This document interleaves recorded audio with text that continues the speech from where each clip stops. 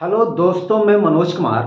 आज हम कक्षा 9 के विज्ञान में चैप्टर बल तथा गति के नियम में आज पढ़ेंगे कि गति का नियम क्या है और ये गति के नियम कितने प्रकार के होते हैं, ये हम यहाँ पर समझेंगे। ठीक है, तो सबसे पहले जो है गति के नियम को बताने के लिए वैज्ञानिक गैलीलियो ने एक एक्सपेरिमेंट किया था। मतलब गैलीलियो के दिमाग में ये था कि वास्तव में गति अगर कोई वस्तु कर रही है तो उस क्या गति में कुछ नियम भी होते हैं। तो इसी को जानने के लिए वैज्ञानिक गैलीलियो ने एक एक्सपेरिमेंट किया, एक प्रयोग किया। तो जैसे ही वैज्ञानिक गैलीलियो ने एक्सपेरिमेंट किया तो गैलीलियो के एक्सपेरिमेंट पर आधारित वैज्ञानिक न्यूटन ने तीन नियम, गति से संबंधित तीन नियम बताया। ठीक, लेकिन आज हम लोग जो है सबसे पहले ये जानेंगे कि गैलीलियो साहब ने कौन सा नियम, किस प्रकार का एक्सपेरिमेंट, किस प्रकार का प्रयोग किए, ये हम यहाँ पर आज समझने का प्रयास करेंगे बहुत ही सिंपल तरीके से। हमने इसके पिछले वीडियो में पढ़ा था कि बल क्या होता है, और बल हमने देखा था कि बल दो प्रकार का होता है। एक होता है संतुलित बल और दूसरा होता है असंतुलित बल। हमने इन दोनों बलों के बारे में बाई फिगर हमने चित्र के द्वारा जो है उसको अच्छे तरीके से हमने उसको समझा। ठीक है, आज यहाँ पर ठीक उसके आगे हम लोग पढ़ेंगे कि गति का नियम क्या है। तो देखा जाए कि वैज्ञानिक गैलीलियो ने कौन सा एक्सपेरिमेंट किया था, हम लोग आज उसे यहाँ पर समझने का प्रयास करेंगे। तो देखा जाए, वैज्ञानिक गैलीलियो ने यहाँ पर एक समतल आनत तल लिया, ऐसा लिया।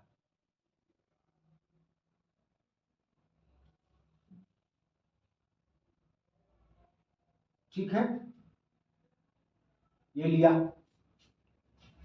और उसने काम क्या किया कि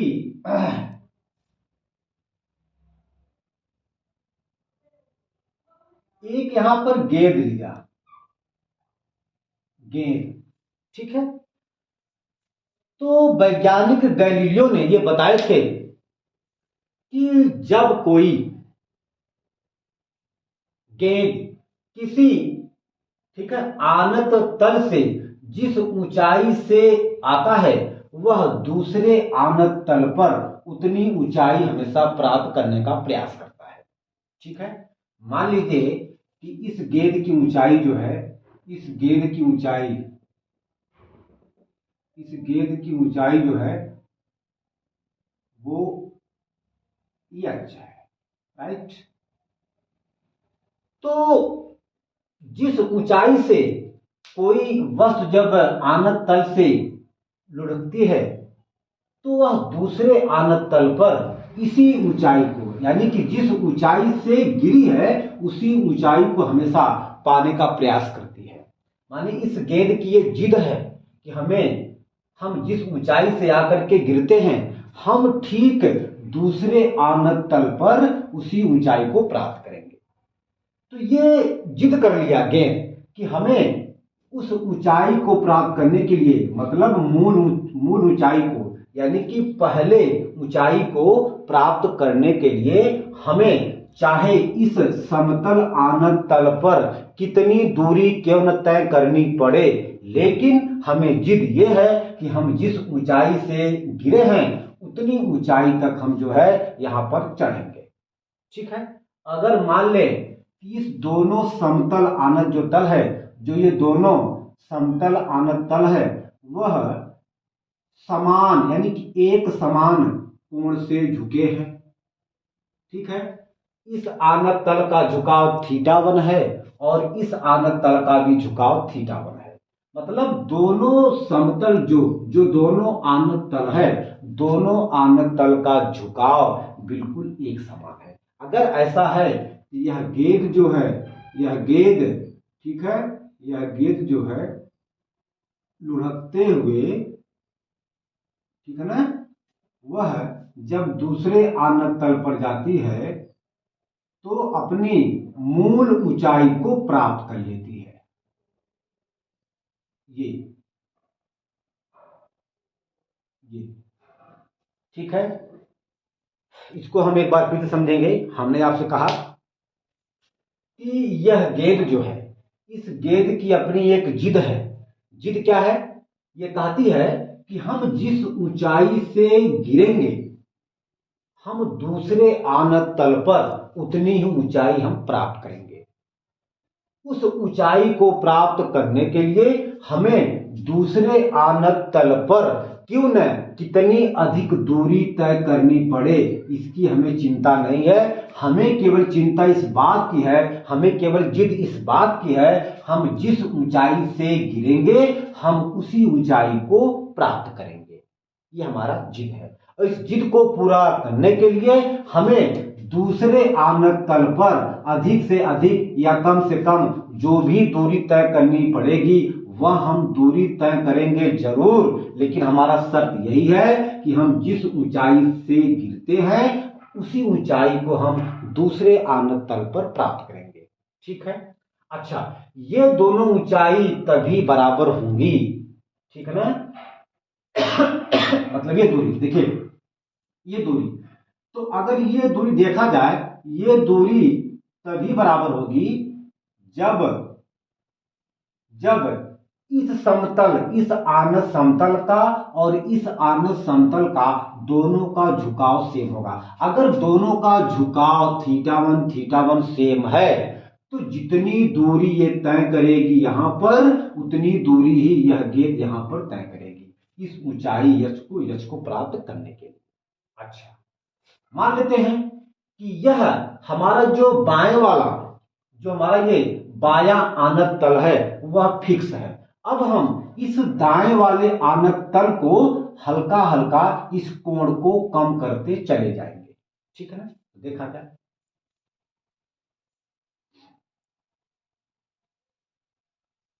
इस बार हमने क्या किया, इस दाएं वाले आनत तल के कोण को हल्का सा हमने कम कर दिया। ठीक है, हमने इसको हल्का सा कम कर दिया।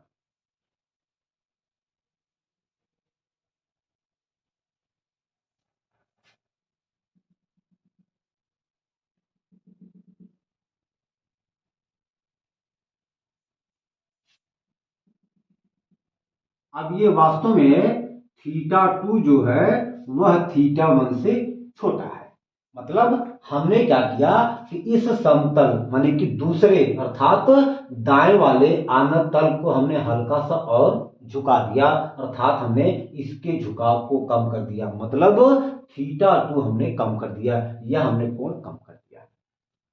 अच्छा, अब ये जो गेंद है इसकी सिर्फ एक ही जिद है। जिद क्या है? वह कहती है कि हम जिस मूल ऊंचाई से गिरते हैं हम उस मूल ऊंचाई को ही प्राप्त करेंगे, और उस मूल ऊंचाई को प्राप्त करने के लिए हमें जो है इस दूसरे आनत तल पर चाहे क्यों न कुछ भी दूरी तय करनी पड़े, हम वह दूरी को तय कर लेंगे, लेकिन हमें इसी ऊंचाई को प्राप्त करना है। तो देखा जाए, इस बार यह जो गेंद है ऐसे ऐसे गिरते गिरते गिरते गिरते ये जो है ऐसे चली गई।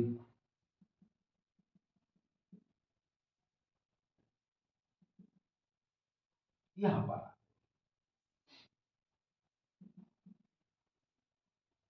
ये देखिए, यह ऊंचाई इस ऊंचाई के बराबर है, लेकिन आप थोड़ा सा अगर ध्यान देंगे, इस समय यह जो गेंद है पहले की अपेक्षा अधिक दूरी तय की है।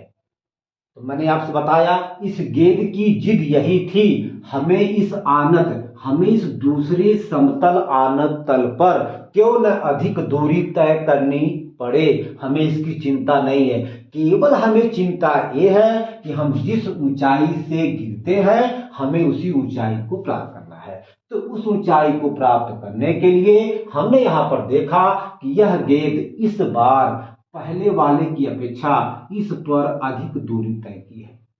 अच्छा, अब हम चाहते हैं कि इसका झुकाव और कम हो जाए। मतलब बिल्कुल जीरो हो जाए, देखा जाए।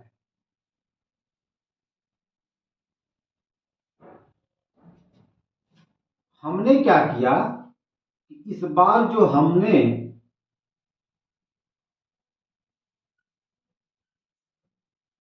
इस बार काम ये किया कि इस बार हमने जो है इस दूसरे वाले आनत समतल को बिल्कुल स्ट्रेट में कर दिया, सीधा कर दिया, यानी कि अब यह कोण जो झुकाव है वह जीरो हो गया, अर्थात ऐसे हो गया। राइट। अच्छा, ठीक। अब हम देखते हैं कि हमने आपसे क्या बताया कि इस गेंद की जिद ये है कि हमें अपनी इस मूल ऊंचाई को प्राप्त करना है। तो अब यह गेंद जो है लुढ़कते हुए चलते हुए अब इस समतल पर सीधे जो है जाएगी, और यह गेंद अब इस सीधे आनत समतल पर तब तक निरंतर लगातार कंटिन्यू जाती रहेगी जब तक यह गेंद अपनी इस मूल ऊंचाई को प्राप्त ना कर ले। यानी कि यह गेंद चाहती है कि हम अपनी इस मूल ऊंचाई को प्राप्त कर ले, लेकिन यहां पर जो ये दूसरा आनत तल था यहां पर बिल्कुल स्ट्रेट हो गया, क्षैतिज हो गया। तो अब आप यहां पर समझ सकते हैं कि जो है यह गेंद अपनी मूल ऊंचाई को यहां पर कभी प्राप्त नहीं कर सकती। अगर ये शर्त यह है, देखिए वास्तव में हम आपसे बता दें कि जो ये आनत तल है इसका घर्षण बल बिल्कुल जीरो है। क्या है? घर्षण बल बिल्कुल क्या है? जीरो है। मतलब जो ये हमारा आनत तल है यह बिल्कुल प्लेन है, समतल है, अर्थात इसका घर्षण बल बिल्कुल जीरो है। अगर ये घर्षण बल इसका जीरो है तो यह गेंद लगातार आगे बढ़ती रहेगी एक समान चाल से। किस काम के लिए? वो चाहती है कि हमें यह यक्ष ऊंचाई प्राप्त हो जाए, लेकिन इस गेंद को कभी भी यह यक्ष ऊंचाई प्राप्त नहीं होगी और यह इस यक्ष ऊंचाई को प्राप्त करने के लिए लगातार चलती रहेगी। हमने बताया कि अगर इस समतल आनत तल का अगर इस गेंद पर घर्षण बल जीरो लगता है अर्थात नहीं लगता है, तब यह लगातार एक समान चाल से अनंत काल समय तक चलती रहेगी। इस कंडीशन में क्या होगा? इस कंडीशन में इस गेंद का त्वरण एक मतलब जीरो हो जाएगा। ठीक है, यानी कि इस समय अगर यह गेंद एक समान चाल से आगे बढ़ती रहेगी तो इस कंडीशन में इस गेंद का त्वरण बिल्कुल जीरो। अगर जीरो होगा तो हमने आपको बताया कि अब इसकी अवस्था क्या है? इसकी अवस्था यह है कि यह कंटिन्यू गतिमान अवस्था में है, गति की अवस्था में है। अगर ऐसा है तो इस समय जो है इसका नेट बल शून्य होगा, और जब शून्य होगा तो असंतुलित बल भी क्या होगा? शून्य होगा। क्यों? क्योंकि हमने आपसे बताया था कि असंतुलित बल प्रयोग होता है अवस्था परिवर्तन के लिए। ठीक है, तो अगर इस गेंद की अवस्था में कोई परिवर्तन नहीं हो रहा है अर्थात यह गेंद लगातार गतिमान है एक समान चाल से, मतलब यह गेंद कभी भी विराम की अवस्था में नहीं रुकेगी, तो ऐसे कंडीशन में इस पर लगा नेट बल शून्य और असंतुलित बल भी शून्य हो जाएगा। तो अब यहां पर हम लोग देख सकते हैं कि अगर हमें इस गेंद को रोकना है तो हमें बाहर से असंतुलित बल लगाना पड़ेगा। जब तक हम इस गेंद पर बाहर से कोई असंतुलित बल नहीं लगाएंगे तब तक यह गेंद समान चाल से चलती रहेगी। हम ये चाहते हैं कि यह गेंद रुक जाए तो इस गेंद को रोकने के लिए हमें इस गेंद के गति के विपरीत दिशा में असंतुलित बल लगाना पड़ेगा। तो यह बात कंफर्म हो गई कि किसी भी वस्तु की अवस्था परिवर्तन के लिए बाहर से हमें असंतुलित बल लगाना पड़ेगा। ठीक है। तो जब यह चीज न्यूटन साहब ने सुना, तो न्यूटन साहब ने इस गैलीलियो के प्रयोग पर आधारित या इसको और विस्तार करते हुए वैज्ञानिक न्यूटन ने गति से संबंधित 3 नियम लिया। तो पहला नियम क्या है? न्यूटन का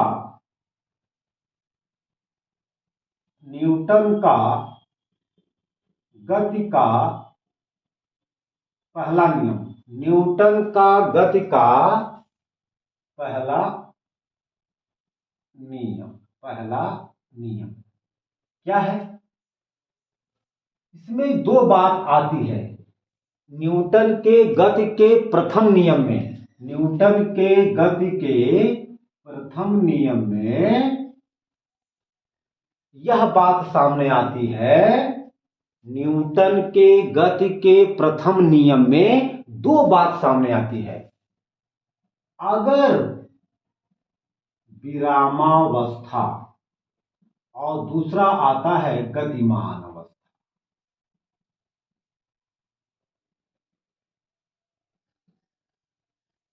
विराम अवस्था और गतिमान अवस्था क्या कि अगर कोई वस्तु विराम अवस्था में है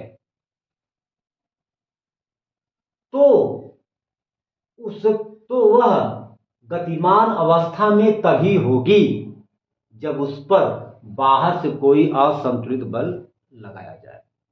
यदि कोई वस्तु गतिमान की अवस्था में है तो हम चाहें कि वह वस्तु विराम की अवस्था में हो जाए, तब हमें उस वस्तु पर बाहर से असंतुलित बल लगाना पड़ेगा। मतलब क्या हुआ? यहां पर हम लोग देख सकते हैं कि यह जो गेंद चाहती है कि हम हमेशा एक समान चाल से चलती रहे, माने कि हम एक समान चाल से हमेशा आगे चलते रहे। तो यहां पर एक बात हमको समझ में आ गई। न्यूटन साहब ने बताया कि यदि कोई वस्तु विराम की अवस्था में है तो वह विराम अवस्था में ही रहना चाहती है, अथवा यदि कोई दूसरी वस्तु गतिमान अवस्था में है तो वह हमेशा गतिमान अवस्था में ही रहना चाहती है। उसकी अवस्था में परिवर्तन तभी होगा जब हम उस पर बाहर से कोई असंतुलित बल लगा दें। मतलब उस वस्तु की अवस्था में परिवर्तन तब तक नहीं होगा जब तक उस पर बाहर से कोई असंतुलित बल न लगाया जाए। यानी कि अगर हम बाहर से कोई असंतुलित बल न लगाएं तो उसके अवस्था में कोई परिवर्तन नहीं होगा। आप यहां पर देख सकते हैं यह गेंद कंटिन्यू लगातार चल रही है और ये चाहती है कि हम लगातार चलें। तो हमने आपसे कहा कि यह विराम की अवस्था में तभी आएगी जब हम इस पर बाहर से कोई असंतुलित बल लगाएंगे। जब तक हम इस गतिमान वस्तु पर कोई बाहर से बल नहीं लगाते हैं तब तक इसकी अवस्था में, इसकी स्थिति में कोई परिवर्तन नहीं होता है। तो वैज्ञानिक न्यूटन ने बताया कि यदि कोई वस्तु विराम की अवस्था में है, रुकी है, तो वह हमेशा रुकी ही होनी चाहती है। मतलब वह हमेशा विराम की अवस्था में ही रहना चाहती है। और यदि कोई वस्तु गतिमान की अवस्था में है तो वह चाहती है कि हम हमेशा गतिमान की अवस्था में रहें। उसके अवस्था में परिवर्तन तब तक नहीं होता जब तक कि उस पर बाहर से कोई बल न लगाया जाए। अगर बाहर से कोई बल लगा देंगे तब उसकी अवस्था में, तब उस वस्तु की स्थिति में परिवर्तन हो जाएगा। इसी को कहा जाता है न्यूटन के गति का प्रथम नियम। न्यूटन के गति का प्रथम नियम, यही न्यूटन के गति का प्रथम नियम है। न्यूटन के गति का प्रथम नियम जो है वह हमें गैलीलियो के एक्सपेरिमेंट पर ही प्राप्त हुआ। ठीक है। अब हम लिखेंगे न्यूटन के गति के प्रथम नियम को। यदि कोई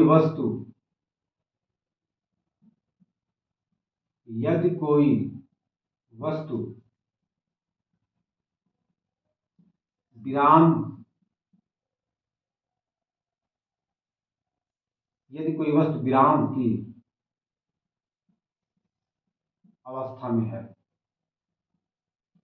विराम की अवस्था में है, तो वह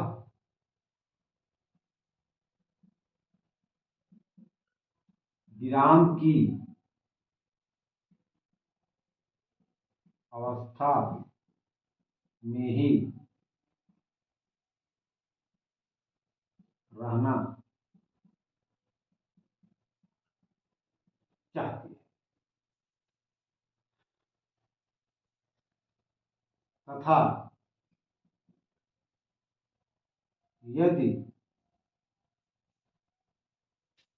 यदि वस्तु गतिमान की अवस्था में है, गतिमान की अवस्था में है,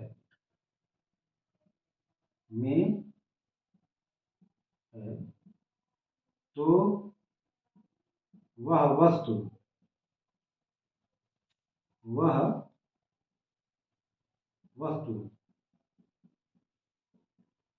गतिमान की अवस्था में ही रहना चाहिए। इसकी अवस्था में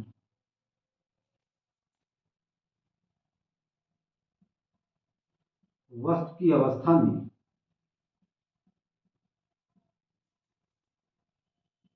परिवर्तन तब तक नहीं होगा,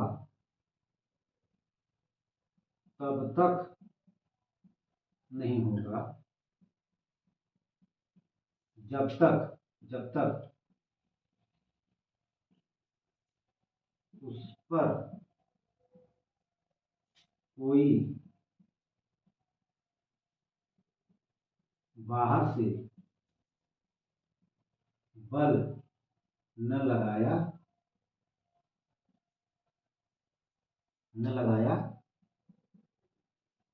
जाए। यही न्यूटन के गति का प्रथम नियम है। क्या है? यदि कोई वस्तु विराम की अवस्था में है तो वह विराम की अवस्था में ही रहना चाहती है, तथा यदि वस्तु गतिमान की अवस्था में है तो वह वस्तु गतिमान की अवस्था में ही रहना चाहती है। वस्तु की अवस्था में परिवर्तन तब तक नहीं होगा जब तक कि उस पर कोई बाहर से बल न लगाया जाए। इसी को कहा जाता है न्यूटन का गति का प्रथम नियम। ठीक है ना? और यह न्यूटन का गति का प्रथम नियम गैलीलियो के एक्सपेरिमेंट के आधार पर ही न्यूटन साहब ने प्राप्त किया था, बताया था। ठीक है, तो आज हम अपने इस वीडियो को यहीं पर अंत करते हैं। अगले वीडियो में इससे संबंधित ना हम लोग पढ़ेंगे कि जड़त्व क्या होता है ना, जड़त्व व्हाट इज इनर्शिया, ये क्या होता है और यह कितने प्रकार का होता है। इसको हम लोग अगले वीडियो में बहुत ही आसान तरीके से देखेंगे। ओके, धन्यवाद।